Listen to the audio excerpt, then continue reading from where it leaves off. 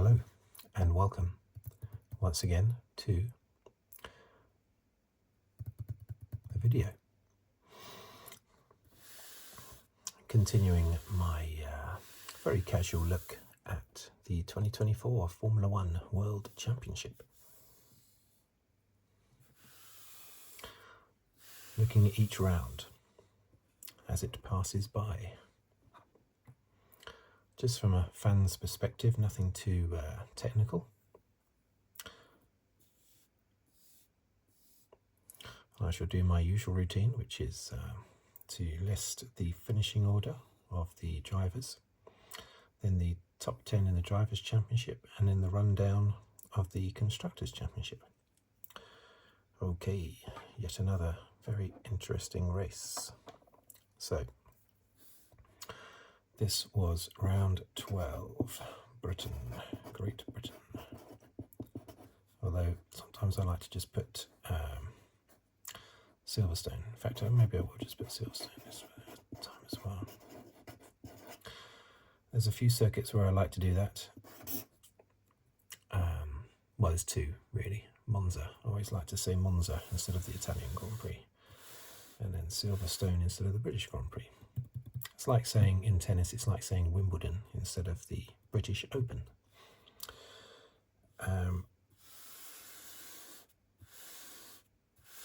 Okay, so let's go. Let's make sure this is in focus. It's in focus. So we have first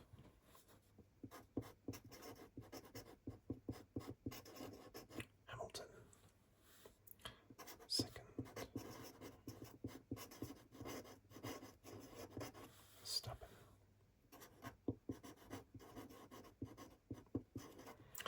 Norris. Now let's just make sure that is definitely in focus.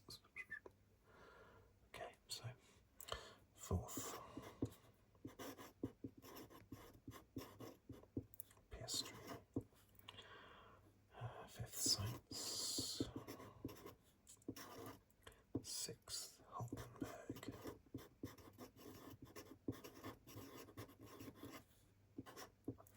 Seventh Stroll.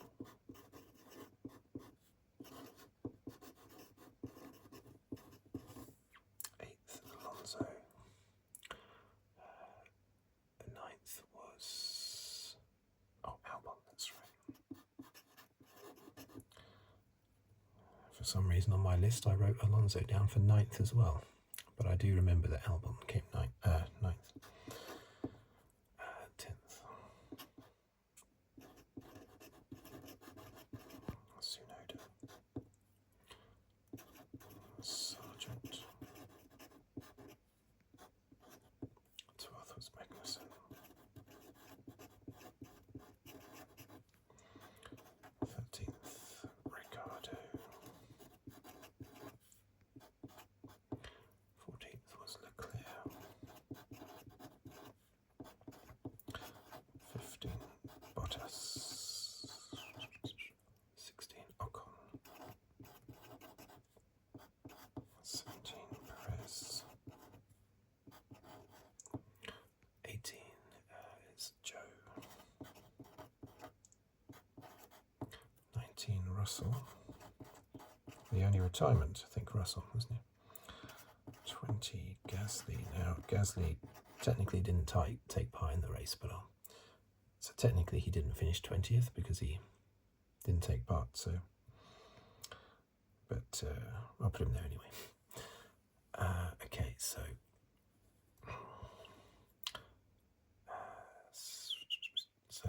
the championship we have.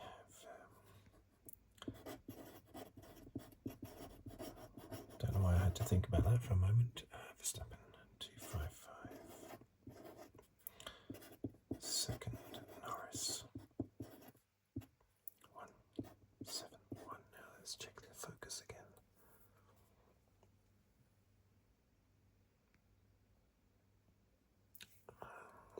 Make sure that's good. A little bit of wobble there, I'm afraid. Third is Leclerc on 150. Fourth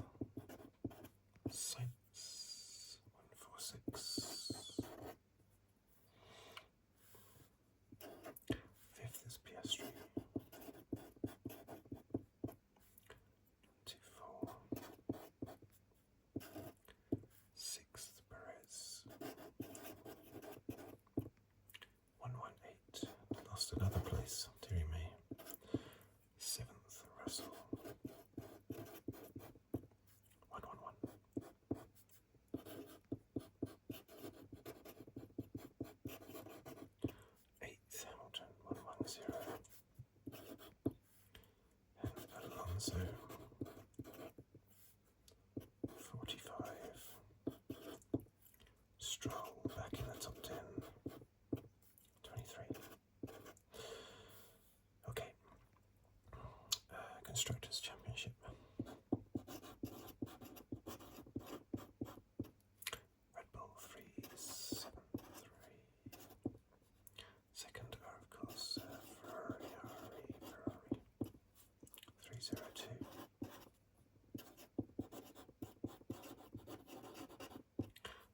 Then it's McLaren 295. Fourth. Mercedes on 221.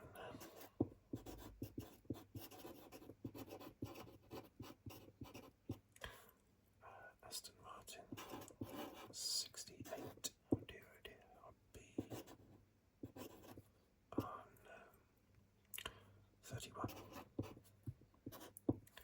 Seventh Haas 27. Eighth Alpine on 9. Ninth Williams on 4.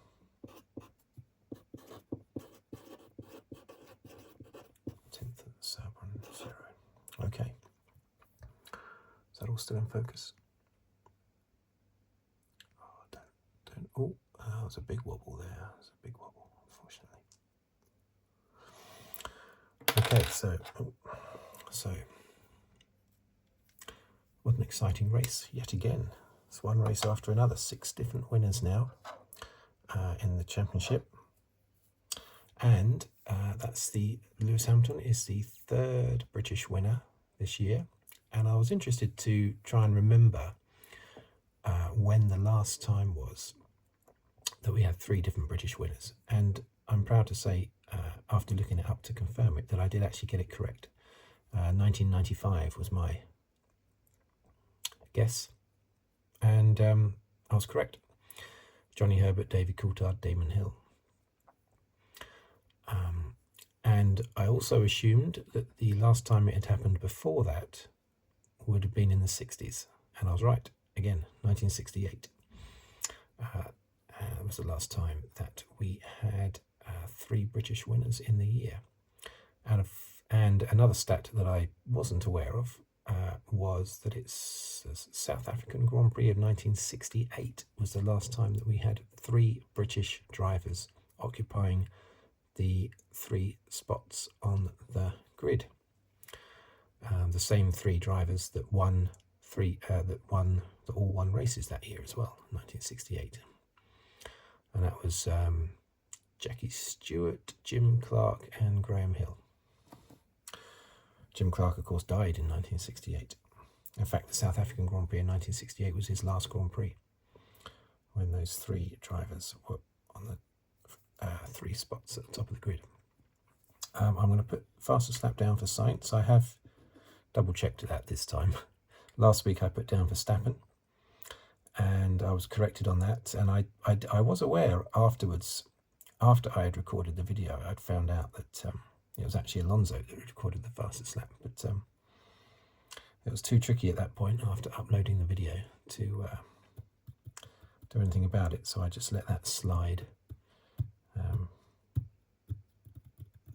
But yes, Sainz definitely got the fastest lap this time. So what did we think about that race? Let me just put up here, because I have had a request for a few bits of extra information, so I'm going to be putting down a few bits of extra information if I can fit them on this piece of paper. And the first bit I'll do is just pointing out that it's 52 laps. It's been 52 laps for years, hasn't it? Each lap is 3.66 miles. Total length of the race. It's always roughly 200 miles, isn't it? So 190.26 miles.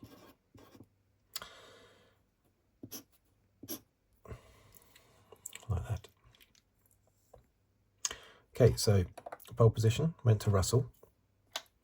that was quite something that he managed to beat Hamilton. I felt a bit sorry for Hamilton there. I shouldn't do. I know he's had 103 pole positions, I think, but or is it 104 pole positions? I don't know. It's pretty much the same as his wins anyway. But I did feel for Hamilton that he's desperate to get back to the top. But we shouldn't really feel sorry for him after all the success he's had. But sometimes it's more difficult for those that have had loads and loads of success to cope with not having success. But anyway, a very good performance by Russell, who's driving extremely well this year and has the beating of Hamilton this year, which I was very surprised about, as I've said before. I thought it'd be the other way around. I was very wrong with that. However, today in the mixed conditions, on a windy, fast, partially wet circuit, Hamilton came into his own and was definitely better than Russell today. Russell retiring, of course, with his, I think, problem with his water cooling system in his car. Norris had his, as I've pointed out, his normal terrible start. He always has, I don't necessarily mean terrible start away from the line, I just mean he's always slow in the first few laps of anything, whether it's the start of a race, the restart behind a safety car, or even just coming out of the pits on new tyres. He's always slow, slower than most other drivers. But then after a few laps, he picks up. And that's what happened in the race here.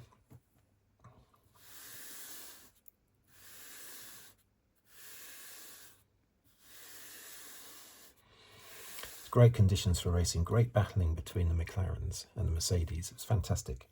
One thing I will point out, of course, just on the last race, I did get a little bit of feedback,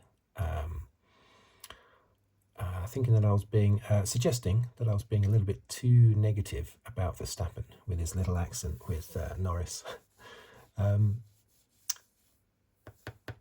think I'm quite fair with my comments. Impartial. I make no bones about the fact that I always want the British drivers to do well, but that doesn't mean that I will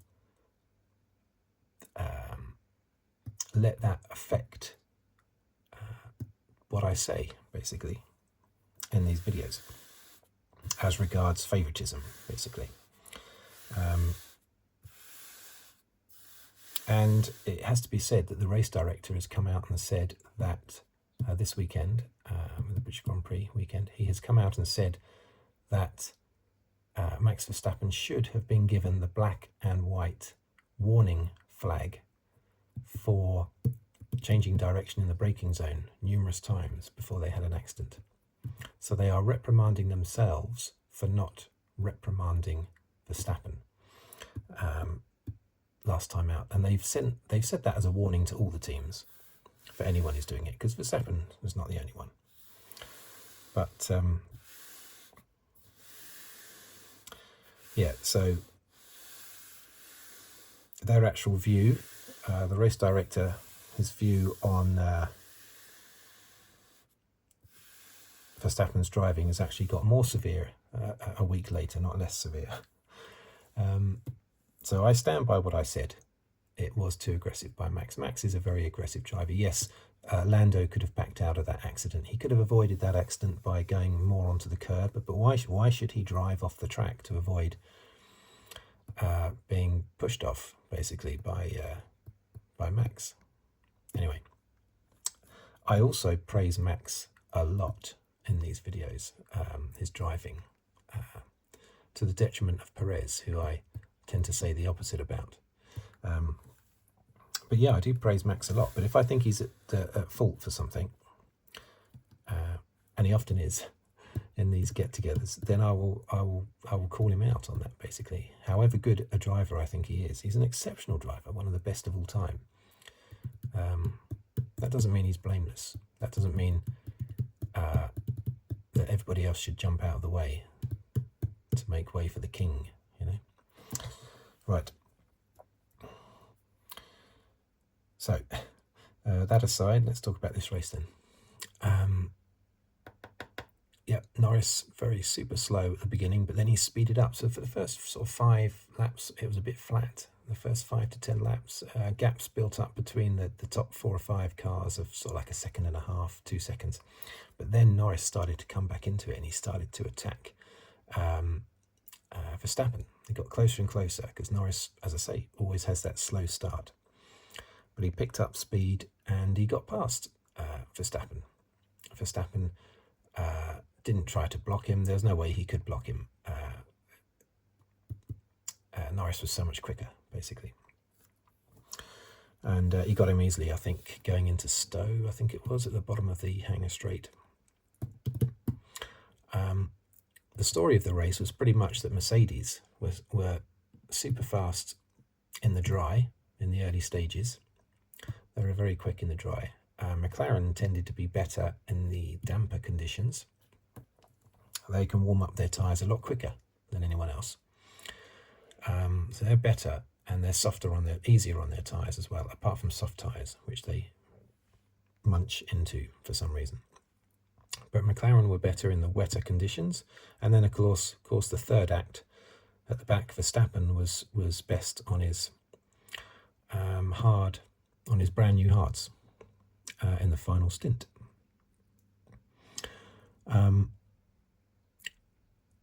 It started to rain. It was only due to rain for about 5 laps. Verstappen, again, I don't know if it's Verstappen making the decisions or Red Bull, but they always seem to get it right. They're just so good. They get the decisions right all the time. I suppose it's a combination of both Max and Red Bull, but they get it bang on every time. And he came in for Inters a lap before the others, and that was enough for him to close up about 4 seconds, because he had lost quite a bit of time on the 2 Mercedes and the 2 Mercs ahead of him. 2 Mercedes and 2 McLarens ahead of him. He had lost some time, but he managed to pull it back by just coming in 1 lap early.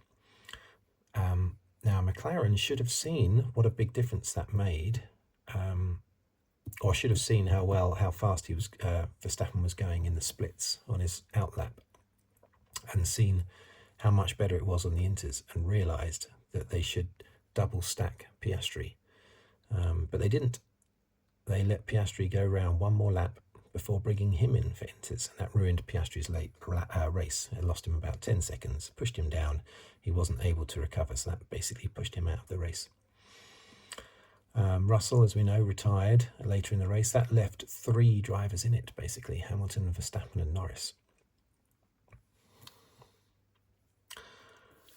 And then Hamilton and Verstappen came in at the same time. Hamilton put on used softs. Verstappen put on new hards. Completely... okay.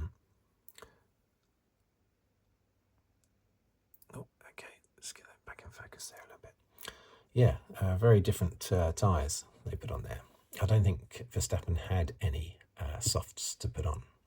I don't know if Hamilton had any mediums to put on, or even any hards. I'm not sure. But there was only 12 laps to go, so when he put on the used softs, I thought, well, yeah, that's the right tyre to be on. If it was 20 laps, I would say, yeah, Verstappen on his new hards, but I thought 12 laps would be okay. But I was forgetting how the soft runners earlier in the race, at the beginning of the race, had to change very quickly off their softs. Norris came on, and he came in 1 lap later. Again, he does this. I've mentioned this in other videos. He often delays coming in. That's partly because he's good on the tyres. Basically, he can preserve the tyres quite well.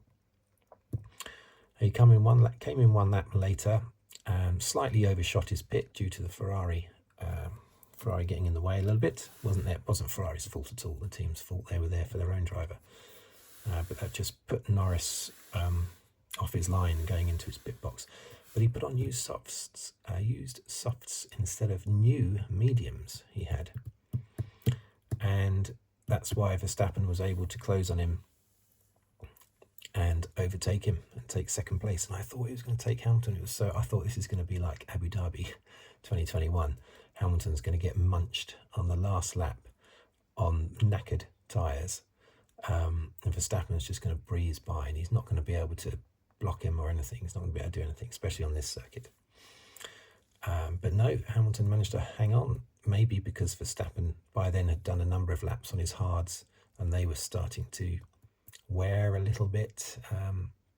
But I think it's just Hamilton was just able to, or maybe Mercedes were able to look after the used softs better than Norris on his used softs. I say Mercedes just so that I'm not saying that Hamilton necessarily was better than Norris.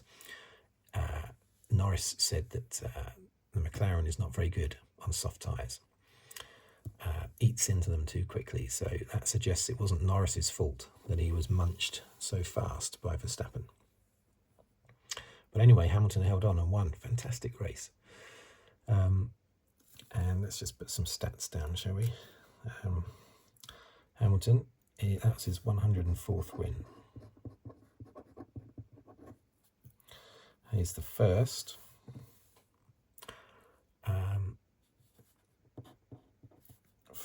to win in 16 separate seasons.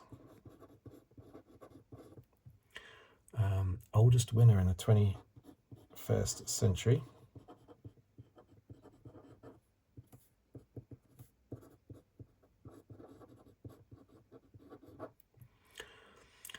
First driver to win, having raced in 300 plus races.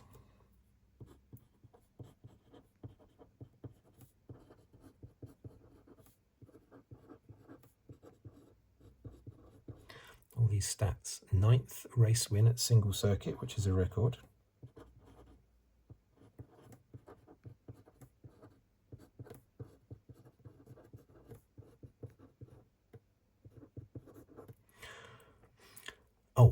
Yeah, 150th podium with Mercedes.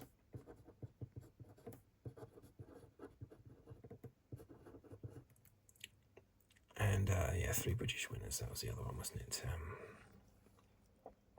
Yeah, and let's write down those years that he won. 2008, and that was the last British Grand Prix that I went to. 2000. I did go to the 2009 European Grand Prix in Valencia, but this was the last British Grand Prix I went to. I might go next year again for the first time in years. I've had a family since, you see, and that sort of it's difficult then going to the Grand Prix, especially spending all that money because they're extremely expensive now. 2008 and 2014, because I wouldn't just be paying for me as well. 2015 and then 2016. 2017. Vettel won in 2018 before Hamilton repaid the favour at the very next race in Germany. That was the one where Vettel went off in the rain and Hamilton came through from 10th on the grid to win. Oh, it's painful for Vettel in Germany. Very painful. 2019, 2020, 2021.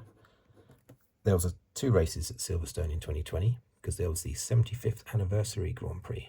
Remember, won by Verstappen, but Hamilton won the actual one that was classed as the British Grand Prix. And then 2024, look at that, big gap as well. He managed to win 9 British Grand Prix despite having a big gap between his first and his second. It's quite something. Okay, so fantastic race yet again.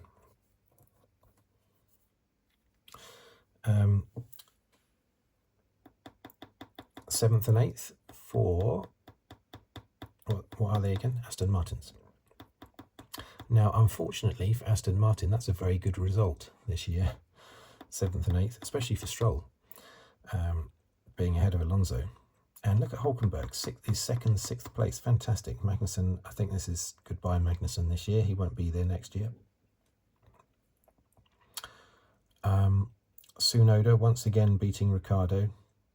Sargeant having a better race but still out of the points and once again beaten by Albon despite having a good race. He finished 20 seconds behind Albon.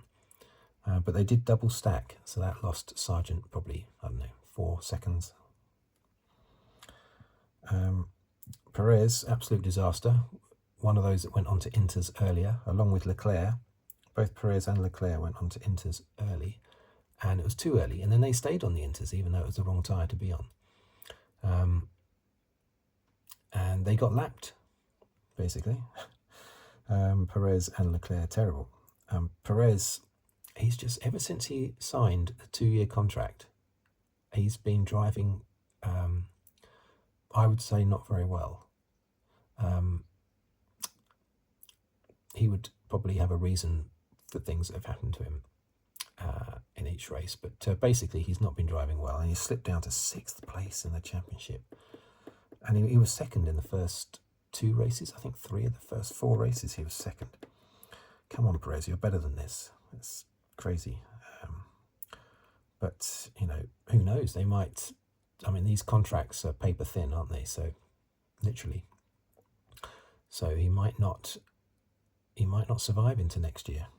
But I don't think his place would be taken by Ricciardo. I think he's shot his bolt by not being able to beat Tsunoda at all. I think he's history at the end of the year. He might be able to find another berth somewhere else, but it's going to be further down the grid if he does. Alpine having another bad race. They have had some good races recently, but this was a bad one again. But that's because Ocon was on Inters as well. He was one of the early ones on Inters. And then came off the Inters, went on to softs, went on to slicks, and then had to go back onto Inters again. Sainz, he was challenging Verstappen early on. Now Piastri, just to show how it was a wrong decision for Norris to be put onto softs, used softs. I'm not sure if I mentioned that earlier actually, but yeah, that's the big thing. He went on to use softs. Norris did, instead of the brand new mediums.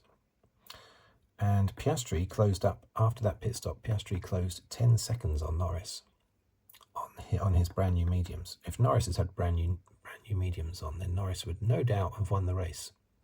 So it's I'm not surprised Norris is so distressed after the race. Really, really down. He needs to cheer himself. He can't be that down. He needs to pick himself up. He can't be so dragging along on the floor, dragging his mojo along the floor all the time. These things happen. It does seem to be happening in quite a few races for Norris. He just keeps missing out. A slight little error by him, or a slight little error by the team, or a slight little error by another driver, like last week. If indeed it was an error by Max. Anyway, so he needs to pick himself up, because he can't stay down in the dumps like this. But yeah, he should have won this race.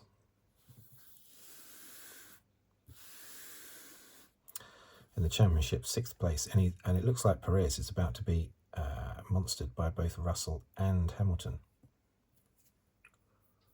which is not good. McLaren very close to Ferrari now. I'm circling those two. McLaren very close to Ferrari in the Constructors' Championship. Look at it, Hamilton is still only 8th despite winning that race, and having he's been like, what has he been, 4th, 3rd, 4th, 1st in the last 4 races, hasn't he, Hamilton, I think? And he's still only 8th in the championship.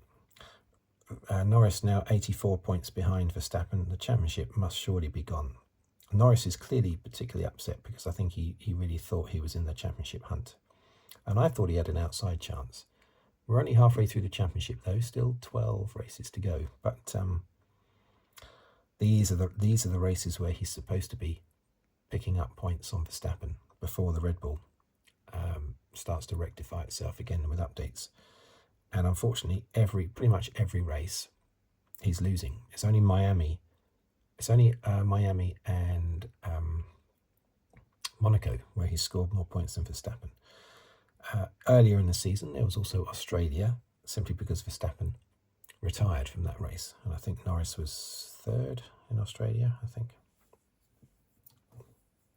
Another interesting thing was the new F1 movie. Watching the interviews was amusing. Did you notice Brad Pitt? I'm sure you did, in the background, constantly redoing the same scene where he goes and he's interviewed in the pit, in the, what do they call it, the press ring, press pit, I don't know, where the drivers have their interviews. And Brad Pitt comes out with his team member who holds the iPhone to record the interview, I assume to protect themselves in case there are any misquotes in the press. And he comes out, and then when he leaves, he walks off, and the woman goes off to the side and then suddenly realizes she's gone the wrong way, and she runs to catch up with Brad. And that same scene was repeated about 4 times. But every time that Sky went to a new interview, Brad was there again doing the same scene, Brad Pitt in the background, and the woman would walk off to the side, and then she'd have to run back to chase after Brad again. Very amusing. And the co-star as well, I don't know the actor's name, but the co-star was did the same thing. He did a few takes, and each take slightly different to the previous one, going by the director's feedback. And all this is going on, all this movie-making magic is going on right behind the drivers having their interviews as if nothing's happening. I found that surreal, basically, very surreal. Okay, so what else is there to say about that race? Not much really, but it's just Verstappen once again hammering his name onto this title. He deserves it as well, because the early races, yes, he had a dominant Red Bull, but in the last, 4 or 5 races, he has not had a dominant car. He's had sort of like joint top car, I would say. In this race, it was probably joint with the McLaren and the Mercedes, but he still manages to get up there and score a hatful of points, even if he doesn't win the race. And he has been winning most of them. So Verstappen, I think, deserves to win the championship because he's doing so well despite not having a totally dominant Ferrari. Red Bull, I should say. Anyway, the next race is Hungary, of course.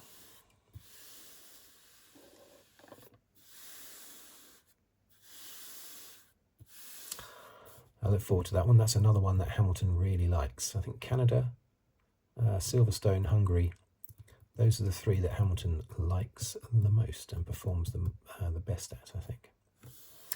Right, so thank you for watching. Thank you for listening. I will see you on the next video, whatever it is about, hopefully. If you want to subscribe, please do so. Or like the video, or comment, or leave a tip on the link below the video. And I will see you next time. So, goodbye for now.